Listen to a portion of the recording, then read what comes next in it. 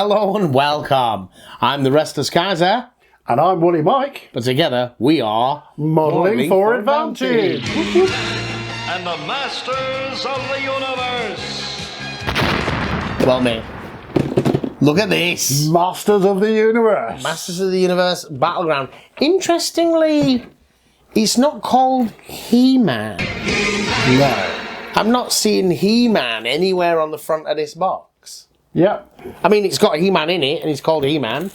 In fact, everybody's called something TM in this game. Yes. He-Man TM, Man-at-Arms TM. So, I'm taking the plastic off. I'm going to pass it over.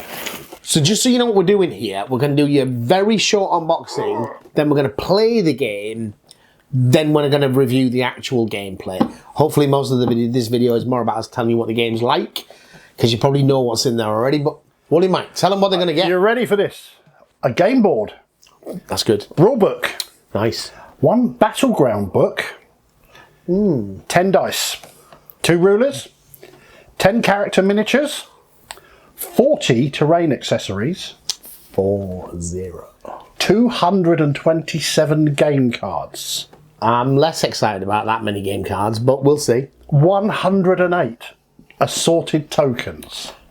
That's a lot of pieces, isn't it? There's a lot in this There's box. a lot of components for this game. All right, you pass the box over. We'll start divvying stuff up to talk about. It's quite heavy. Look, on sort of first glance, this was looking like it was retailing for around £100. When somebody mentioned it recently, I had a look and I picked this up at Zatu Games in the UK for £65 or thereabouts. Nice, interesting box topper. That is weird, because normally you have a box topper like this, is to protect the sprues from damaging the other stuff in the box, and this is literally at the top of the box with nothing above it. It's a bit of cardboard. It says Masters of the I'm Universe. dazzled by the plastic. Pre-coloured plastic, you'll see. So purple, I reckon that's... Oh, it says Evil Warriors on it. Yeah. And this one says 2022 Mattel. There you go. You have a look at those. Yeah. Scenery. Ooh, there's some weight to this. There is some weight to this. There's 6 sprues of scenery, which is really quite heavy. A second box topper or divider, and then we get our cardboard sets, all of our tokens, our gaming board in grey board, and as you mentioned, hundreds of cards. 10 dice. They're not cracker dice. They're not beautiful, but they're not cracker dice. And your booklets are at the bottom, which is nice. It's protected. Under another protective. Under another protective layer, with your destructions for building your miniatures. Battleground miniatures assembly as well. Oh, this is telling you how to make He-Man with Battlecat, which we didn't get in this box. But maybe it came with the promo thing. Scenario booklet. Rule booklet. There you go. Well, what do you think of what you see so far, Mike? The cards are Terrifying. quite terrifying. In the scale of it. I mean, I thought this was going to be like, you know, roll of 6, kill Skeletor type game. Yeah. But I think it's a bit more involved in that. Miniatures then. I mean, it's difficult to tell because we've not assembled them yet. And there are 5 guys on this single sprue. Yeah. As you can see by the number of bases. It's nice that they've got sculpted bases. Yep. It's nice that they're in pre-coloured plastic. But these don't look like they'd be push fit. Everything looks keyed though. Yes. But the king doesn't look deep enough to just work as a push fit. Maybe it is. Looking at He-Man's arm, it's got a very, very small peg on it. Yeah. The receiver is very, very... It would have to be glued. I think so. These look like they should be glued. Yeah. We'll know more when we've actually assembled them in a minute. So this is telling you that this is a tournament promo miniature He-Man with Battlecat. Ah. To get him as a model. So obviously you have to go win a tournament or something for that. The Battleground book is a list of scenarios, and the rule book is 32 pages long, which includes a cover and the index. So it's not terrifying, but obviously it's one of these more modern games where the stuff is on the cards. But the bad guys, you didn't get Beastman. And he seemed to be in all the shows. Yeah. I don't know what you've been disappointed about that. But Cringer's not in there. That's me. Cringer's not in there yet. Some of these. So, looking at the plastic and feeling the weight of it. This is heavy. This is heavy duty stuff. The sprue gate are about 5 mil around, aren't they? Yeah. And these are 5 to 7 mil thick. Some of these, at the top of these walls. Yeah, I mean, this feels like I'm looking at the miniatures. The miniature quality looks okay, but they are a bit chunky. Yeah. And this scenery is very chunky. This scenery feels a bit more like a toy than I was expecting. Yeah. But I think that's partly sort of to keep that cartoony style. I'm not saying it's bad because of it, because it doesn't lack for fidelity. You see the sort of the amount of bricks and so forth. There's a tile here with some guy, a statue's face erupting out of it. Yeah. Yeah. So, but I mean, for a board game, it's good that they've given you all this 3D scenery, because in a lot of board games, this would just be dark squares on a map. yeah. You know, so there's a decent amount of it. Is it for the board that size. 3 different sprues or 4 different sprues? Yeah, that was harder to tell. I've got 3 different sprues here. I've 1. Yeah. Yeah, there is. So there's 2 each of 3 types. Yeah. Seems like at a glance. So we've got some walls, we've got some scatter hexagon scenery, some pillars. So I want a ladder. And you got the stuff out the polystyrene then. Yeah. The tokens look pretty solid. Yeah, they're Is that- again 3 mil, 4 mil tokens. Yeah, this is a decent quality cardstock they put these tokens Yeah. on. They're nice and durable. I mean, there are a lot of them. I fear this is going to be one of these games with a lot of tabletop clutter. Yeah. Maybe the characters are so iconic you don't need to put these on the table. Yeah. Because they're so individualistic. Maybe you just put these on the cards. Well, hearts go 1, 1, 1 to 3, so I'm assuming that's your life points if you start losing them. 16-inch ruler. Yes. So we'll see that when it comes across, because the game's got a hex map on it, but maybe when you shoot or whatever, you do actually use the ruler, so it's giving you a proper distance. So the hex map, it's a fold out. It is. And you didn't rip it whilst folding it out. Well done. No. My years of Avalon Hill. So it's single sided. So Nice matte black finish on the back there. yeah, and that's one of those. Oh, there we go. So we're looking at 2.5 by 3.5, something like that. 2.5 by 3, I'd think. 2.5 by 3. Yeah. It's good size. Good size. 10 miniatures, 5 aside, millions of cards. It's initiative. Anyway, we're just waffling now. We're going to play the game and we're going to tell you what we think of it. And the Masters of the Universe. I am Adam, Prince of Eternia and defender of the secrets of Castle Grayskull. This is Cringer, my fearless friend.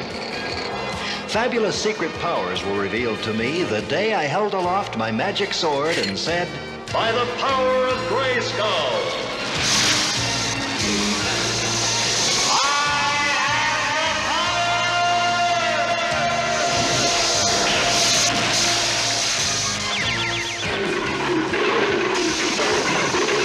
Cringer became the mighty Battle Cat, and I became He-Man, the most powerful man in the universe. Only 3 others share this secret. Our friends, the Sorceress, Man-at-Arms, and Orko. Together we defend Castle Grayskull from the evil forces of Skeletor. So we're going to play the game, and you should have seen some little bit of footage of that, maybe some stills, maybe some sped up footage. So what did we learn by building, playing, painting?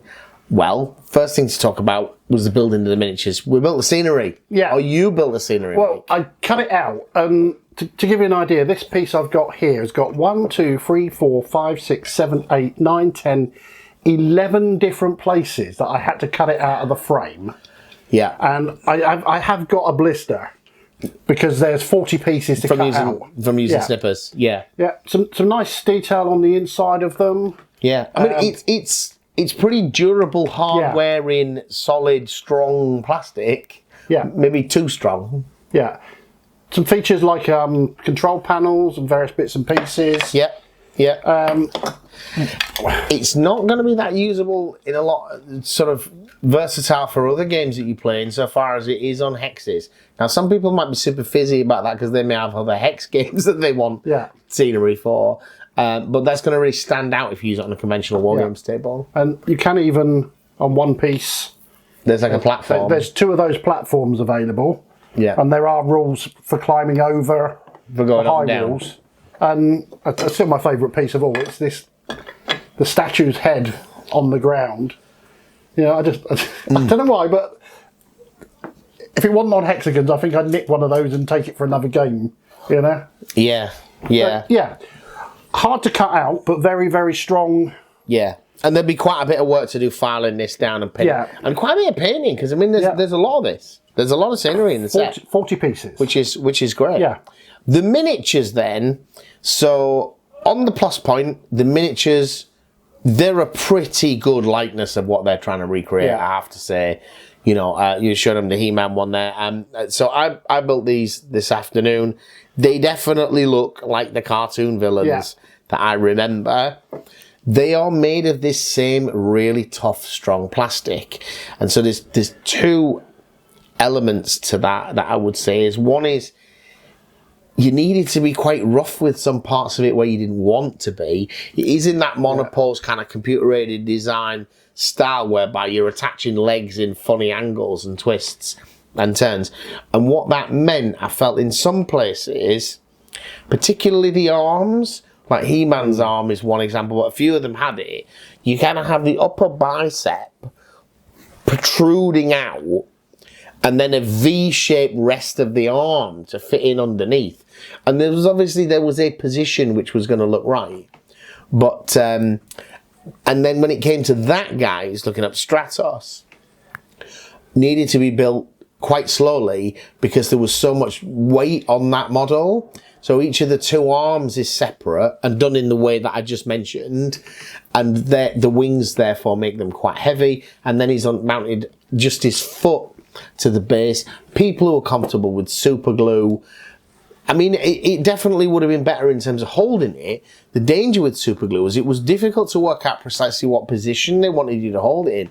There was a little bit of trial and error. Lots of the pieces were keyed, but those arm ones were where I had problems.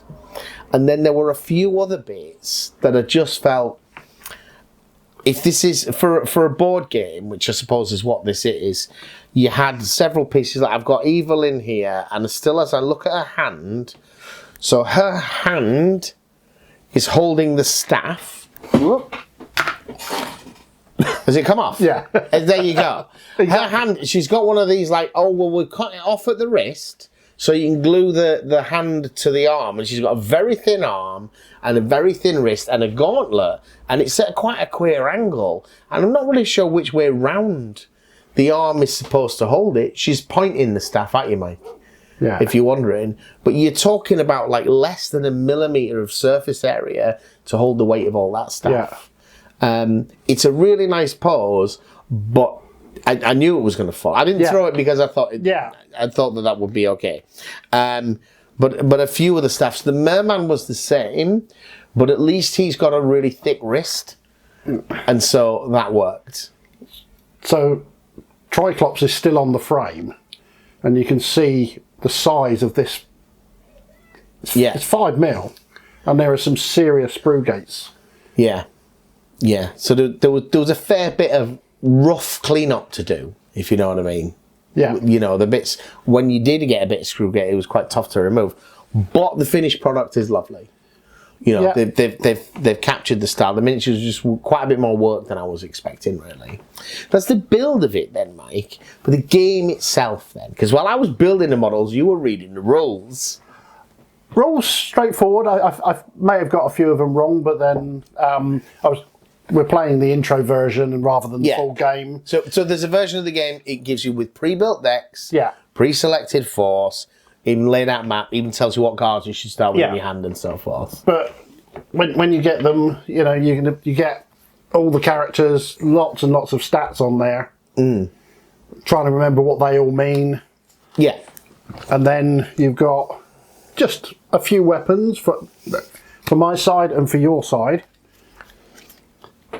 And then the Fate deck. 96 cards. Yeah. Right. So this is the strongest aspect of the game. Yeah. And the most modern aspect of the game. So it has alternating activations. You activate a model, I activate a model. What the Fate deck is, it's not just gambling.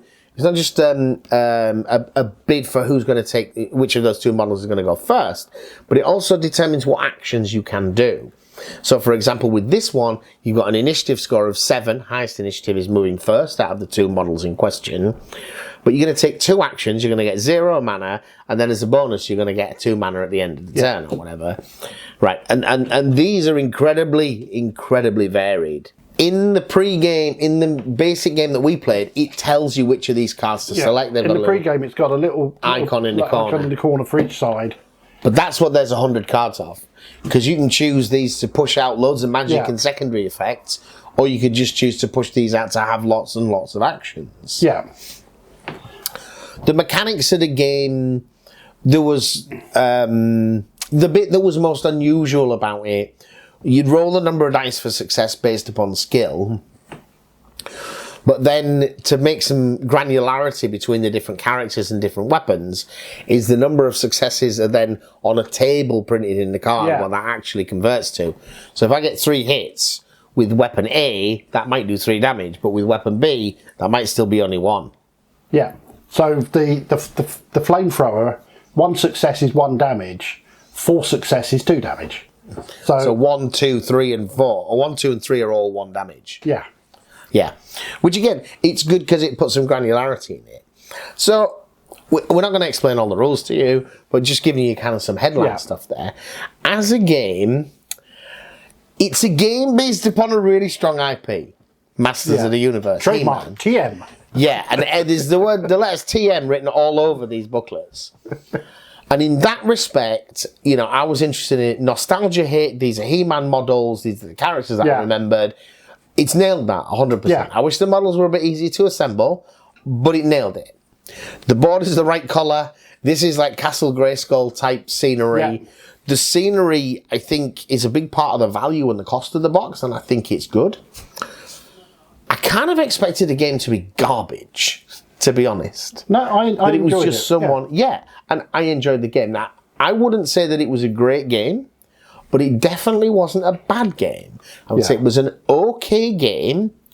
We played it with unpainted models and unpainted scenery, you know, just like the day we got the box, and we enjoyed the game. Yeah. I think we lost a lot of the immersion as well by doing that. You know, I didn't get to move my little red Orko model around that I'd painted. I think there's something to it. If you already play a lot of skirmish games and are not looking for a new one, then you probably don't want this. No. If you're not interested in He-Man, then you probably don't want this. But if there's a gap for a sort of 1 to 2 hour game in a box for you, and you would get that nostalgia hit from He-Man, I think it's a game worth considering. Yeah. There's a lot of replayability in it. Yeah, as I say, the builds are sort of like unending, and you've got 20 of 96 cards, so you can build them. You can take a lot of high initiative cards to go first, but they're still paired off with having low activity. When you do act, you have less to do. Absolutely. Some of the best cards are the 1 initiative, but they give you more. So you sacrifice an initiative for strength or activity. So forget what the RRP is. It's probably about £75. And compared to other ways of spending that money, Mike, would you buy this game? I would buy this game if I had enough people, and you buy it for took us about an hour and a half to get everything ready from opening the box, working together. I think it was more like 3. But anyway, I was the one building the models. Opening it up and playing it, it'd be for people that like Master of the Universe and you've not played many other skirmish games, that yeah, it'll be great. Yeah, full of slot. I think if you want the scenery, you want the He-Man experience, I think it is worth it. If you're not interested in He-Man, there are many other games that could fill this hole. But it was a surprisingly decent game. Yes. I thought, as I say, I thought it would... We only played 3 out of the 5 characters. Yes. So it was only 4 turns, although I couldn't win, so... you gave up. But we got what we wanted out of it, hadn't we? Yeah. So, what I said to you, it's my recommendation, if you like He-Man and you like skirmish games, this is probably worth the money. If you don't like He-Man and you don't like skirmish games, give it a pass. All right, guys. Thank you for watching. Cheers. Bye-bye. Bye. And the master... If you're still here and you're looking for ways to support the channel, there's obviously a lot of ways down in the description, but a key way is to use our affiliate links to Whaling Games and others. You buy your models from them, it doesn't cost you a penny more, and we earn a little bit of commission. Thank you. were revealed to me the day I held aloft my magic sword and said, "By the power of Grayskull!"